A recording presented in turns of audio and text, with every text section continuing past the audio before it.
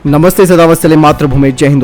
दोस्तों आखिर 1962 के भारत चीन युद्ध में चीन ने युद्ध विराम क्यों मान लिया था? इसके पीछे क्या वजह थी जो शायद बहुत ही कम लोग जानते हैं, और इस वीडियो को अंत तक जरूर देखिएगा। दरअसल दोस्तों, चीन के साथ जब 1962 में हमारा युद्ध हुआ तो उस वक्त भारत के पास हथियार नहीं थे। तब भारत अपने 90% हथियार आयात करता था। सेना तो थी लेकिन हथियार नहीं थे।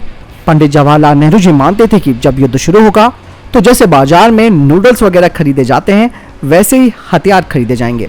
पर हथियारों का हिसाब ऐसा होता है कि जब युद्ध शुरू होता है तो कोई हथियार देता ही नहीं है, और जब देता है तो बदले में बहुत कुछ देना भी पड़ता है।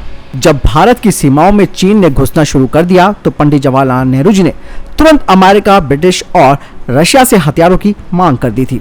उस वक्त तत्कालीन प्रधानमंत्री जवाहरलाल नेहरू ने कैनेडी को अर्जेंट में 2 लेटर भेजे जिसमें लिखा था कि चीन ने नेफा का इलाका पूरी तरह से टेक ओवर कर लिया है और लेह तक उन्हें पहुंचने से रोकने के लिए हमारे पास कुछ नहीं है। अरुणाचल प्रदेश, त्रिपुरा, असम, मेघालय और नागालैंड हाई रिस्क पर है। चीन कलकत्ता और बंगाल तक भी बढ़ सकता है। ब्रह्मपुत्र की पूरी घाटी चीन के कब्जे में जा सकती है और भारत अपने बूते पर चीन से लड़ने की स्थिति में बिल्कुल नहीं है। इसके अलावा दोस्तों, जो मांग की गई थी भारत की तरफ से अमेरिका से, उसमें कहा गया था कि 12 स्क्वाड्रन सुपरसोनिक फाइटर प्लेन जो कि सभी मौसम में लड़ सके उन्हें उपलब्ध कराया जाए। अमेरिकी सैनिकों को अपने रडार स्थापित करने होंगे और हमारे सैनिकों को इसका प्रशिक्षण देना भी होगा, और अमेरिकी सैनिकों से लैस परिवहन विमान हमारे शहरों और प्रतिष्ठानों की सुरक्षा कर सकें। 20-47 बम वर्षकों और 350 लड़ाकू विमानों के 2 स्क्वाड्रन तिब्बत में स्ट्राइक करने के लिए। मतलब साफ था कि पंडित जवाहरलाल नेहरू ने पूरी शॉपिंग लिस्ट भेज दी थी अमेरिका को, और ये पत्र जब कैनेडी ने पढ़ा तो उन्होंने भारत की खिल्ली उड़ाई और फिर भारत को मदद देने का आश्वासन दिया था।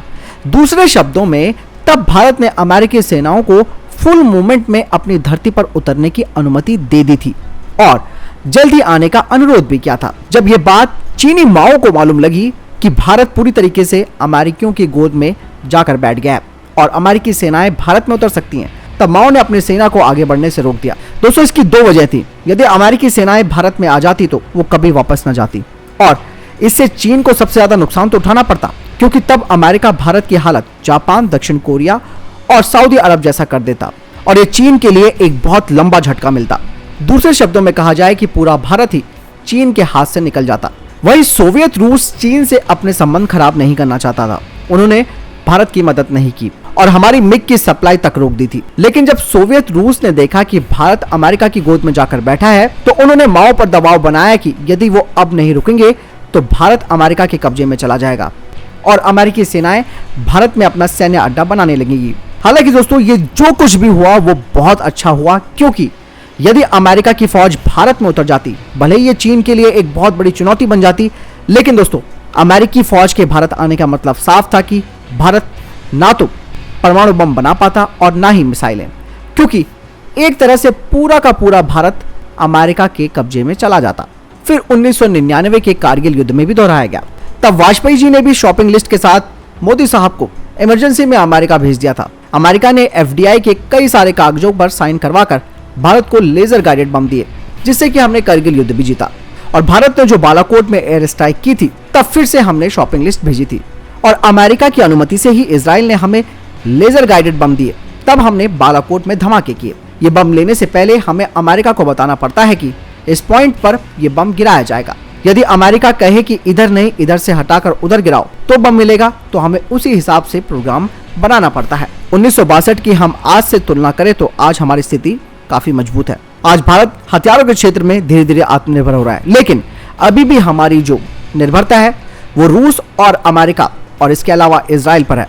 इसीलिए दोस्तों, अगर हमें ये निर्भरता कम करनी है तो हमें अपने स्वदेशी हथियारों के उत्पादन की तकनीक को बढ़ाना होगा, क्योंकि अगर हम आत्मनिर्भर नहीं हुए हथियारों के क्षेत्र में तो अल्टीमेटली अमेरिका बहुत प्यारे तरीके से भारत पर सैन्य नियंत्रण हासिल कर लेगा और फिर भारत की सेना, जमीन और संसाधनों का इस्तेमाल वो चीन के खिलाफ युद्ध में करेगा। दोस्तों, एक बात और जो बेहद जरूरी हो जाती है कि भारत की कुछ राजनीतिक पार्टियां हों, नेता हों या उनके समर्थक, या फिर पेड़ रक्षा विशेषज्ञ, या फिर पेड़ आर्थिक विशेषज्ञ, या फिर पेड़ बुद्धिजीवी भारत की सेना को अमेरिकियों पर निर्भर बनाने का खुला समर्थन करते हैं और वे आयातित हथियारों को खतरा नहीं मानते।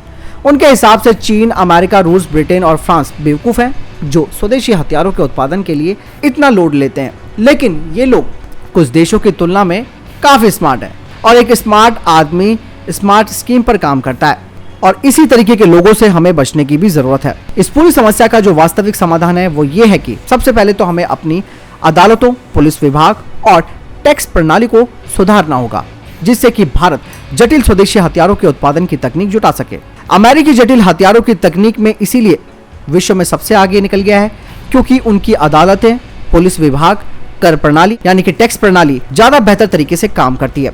तो दोस्तों, आपने पूरा का पूरा सिनेरियो जाना कि किस तरीके से 1962 से लेकर अब तक का भारत का हथियारों के क्षेत्र में कितना निर्भर रहना और इसका समाधान क्या हो सकता है। आपको क्या लगता है दोस्तों इस पूरे वीडियो के बारे में? मुझे कमेंट सेक्शन में लिखकर जरूर बताएं। मिलता हूं नई वीडियो के साथ। नमस्कार।